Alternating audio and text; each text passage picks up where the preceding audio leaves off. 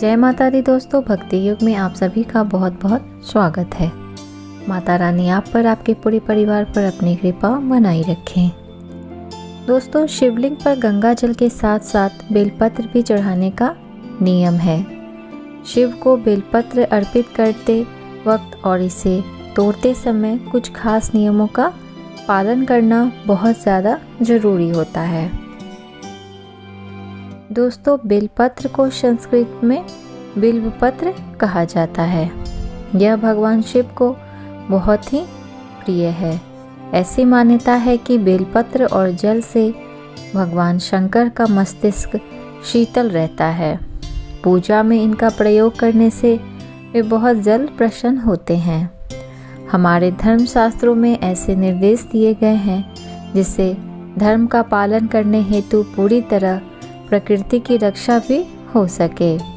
यही वजह है कि देवी देवताओं को अर्पित किए जाने वाले फूल और पत्र को तोड़ने से जुड़े कुछ नियम बनाए गए हैं। तो चलिए दोस्तों, मैं बताती हूँ कि बेलपत्र तोड़ने के क्या क्या नियम होते हैं। पहला नियम, चतुर्थी, अष्टमी, नवमी, चतुर्दशी और अमावस्या तिथियों को, संक्रांति के समय और सोमवार को बेलपत्र नहीं तोड़ना चाहिए।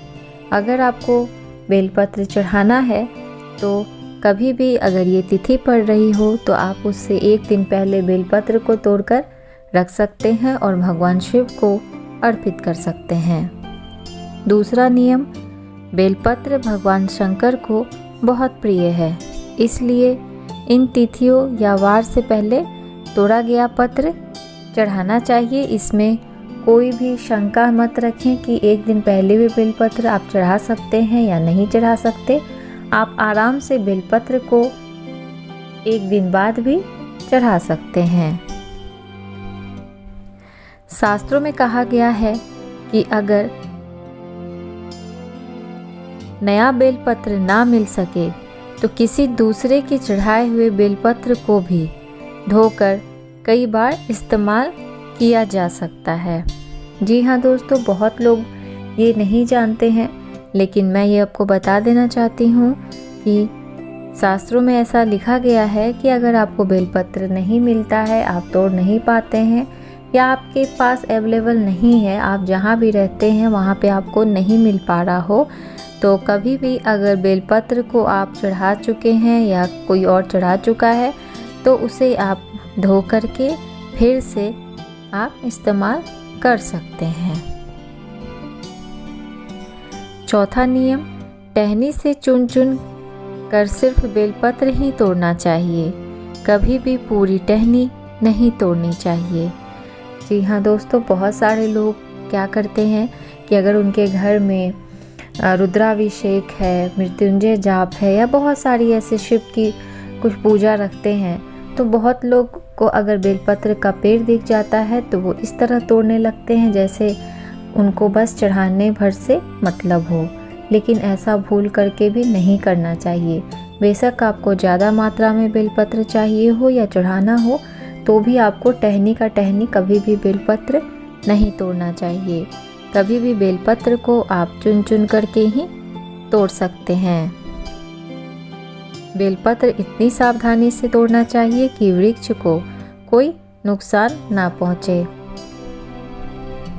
पांचवा नियम, बेलपत्र तोड़ने से पहले और बाद में वृक्ष को मन ही मन प्रणाम कर लेना चाहिए। तो दोस्तों, ये थे बेलपत्र के 5 नियम कि बेलपत्र को कैसे तोड़ना चाहिए। और चलिए अब चलते हैं कि शिवलिंग पर बेलपत्र को कैसे चढ़ाना चाहिए। तो चलिए जानते हैं। महादेव को बेलपत्र हमेशा उल्टा अर्पित करना चाहिए, यानी पत्ते का चिकना भाग शिवलिंग के ऊपर रहना चाहिए। बेलपत्र में चक्र और वज्र नहीं होना चाहिए। बेलपत्र 3 से लेकर 11 दलों तक के होते हैं। ये जितने अधिक पत्र के हों उतने ही उत्तम माने जाते हैं। अगर बेलपत्र उपलब्ध ना हो तो बेल के वृक्ष के दर्शन ही कर लेना चाहिए। उसमें भी पाप नष्ट हो जाते हैं। शिवलिंग पर दूसरे के चढ़ाए बेलपत्र की उपेक्षा या अनादर नहीं करनी चाहिए। दोस्तों, अगर आप पूजा करने जाते हैं और अगर आप देखते हैं कि शिवलिंग पर पहले से तुरंत किसी ने बेलपत्र चढ़ाया है, उनकी पूजा की है, उन्हें सजाया है, तो उसे कभी भी तुरंत शिवलिंग से नहीं हटाना चाहिए। उसे आप उसी प्रकार रहने दें। आप उसके ऊपर से अपने बेलपत्र को, बाकी चीज़ों को चढ़ा के पूजा कर लें।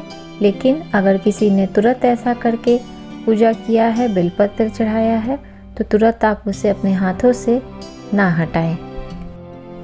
तो दोस्तों, ये थी बेलपत्र से जुड़ी हुई बातें कि बेलपत्र के तोड़ने के नियम क्या है और बेलपत्र भगवान शिव को कैसे चढ़ाने चाहिए।